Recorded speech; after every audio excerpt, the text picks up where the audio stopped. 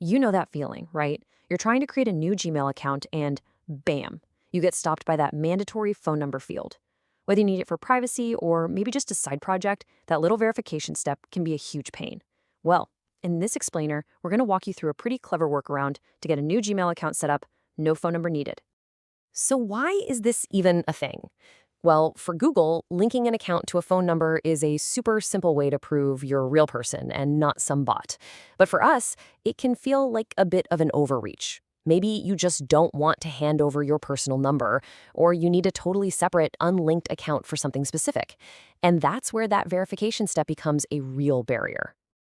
It is so frustrating. You're almost at the finish line, you're filling everything out, and then you hit that wall, the phone number field. It can feel like a total dead end. But what if I told you there's a way around it? Today, we're going to show you exactly how to do that. Okay, before we dive into the actual steps, we need to get our digital toolkit ready. This whole method relies on a few specific apps that have to work together perfectly to create just the right environment for the sign-up. Getting this part right is absolutely key. So our toolkit is pretty simple, just three things. First, a temporary email service. This is going to give us our secret weapon, a unique username. Second, an app called Secure VPN, which will help us hide our network connection. And finally, the official Gmail app itself. And you got to make sure it's fully updated. Each of these plays a super specific, very important role. So what in the world is a temp mail service? If you've never used one, it's basically a website that just spits out a random disposable email address for you. Now, for what we're doing, we don't care about the inbox at all.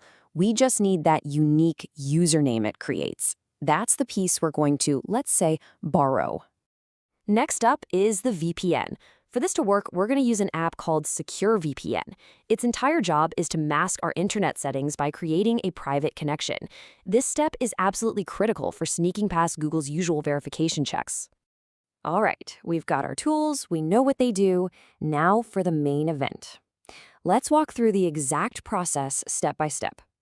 You're going to want to pay close attention here because the order we do things in is really, really important. First things first, we need that temporary email. Just pop open your web browser, search for temp mail, and click one of the top results. The page will instantly generate an email address for you. All you have to do is hit that copy button.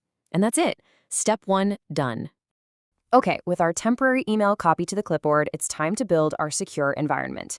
Head over to the Play Store and grab the Secure VPN app. Open it up and just tap Connect. As soon as you're connected, go right back to the Play Store and double-check that your official Gmail app is fully updated. Seriously, do not skip this part. All right, with all our prep work done, it's finally time to create the account. Open up that freshly updated Gmail app. You're going to tap on your little profile picture, select Add Another Account, choose Google, and then tap Create Account. And make sure you pick for my personal use. This next bit is pretty standard stuff. It'll ask for your first name, and you'll notice the last name is clearly marked as optional, so you can just leave that blank if you want. Then just put in a date of birth and gender to get to the next screen. Now listen up, because this is a key moment. Google's going to try and be helpful and suggest a few email addresses for you. You need to ignore those completely. Instead, look for the option that says Create Your Own Gmail Address and select that one. This is where our little trick really begins.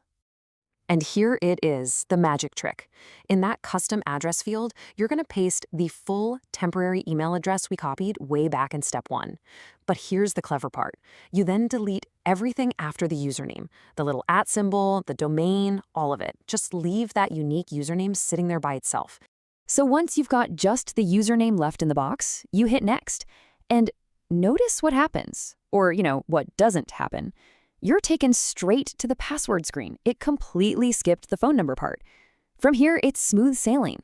Just create a strong password, click through the final review screens, and you are in. And that's it. Success. By carefully setting up our digital environment and using that little username trick, we've just created a brand new Google account, and we got to keep our phone number private. Pretty cool, huh? Let's just do a quick side-by-side. The normal sign-up process absolutely forces you to give a phone number, and it links that number to your account forever. But the method we just used, by combining a VPN and that unique username source, we completely bypass that step. The result is an account that has no ties to your personal contact info. So there you have it, a shiny new Gmail account ready to go and completely unlinked from your phone. Now, it's a super useful trick to have in your back pocket, but it also kind of makes you think about the bigger picture, doesn't it? So, what's the big takeaway here, beyond just a handy trick? Well, the very fact that this workaround even exists kind of opens up a bigger conversation about digital identity and the systems that we all trust to verify it. And that brings us to a really critical question. If a core security check, like phone verification, can be sidestepped with just a specific sequence of apps and a copied username, what does that really say about our whole idea of a digital identity?